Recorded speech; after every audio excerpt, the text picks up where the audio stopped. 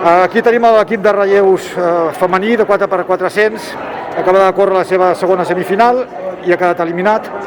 Les cares no estan molt contentes. Hernández, Laura, és el primer mundial que debutes.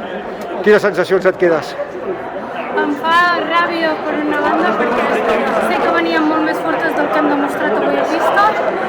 Crec que totes teníem més per donar, però avui no ha estat el dia.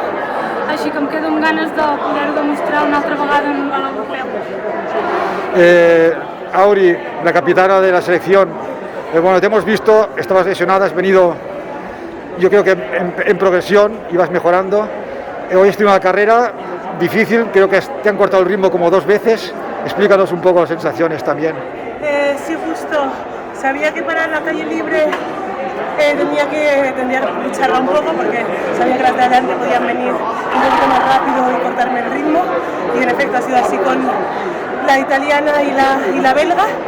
Y luego ahí un poquito a remolque intentando que no se me fueran mucho. Pero creo que esa parada de ritmo me ha perjudicado un poquito. Bueno, nada, ánimos y la próxima vez tengáis mucho mejor resultado todavía. Gracias. Gracias.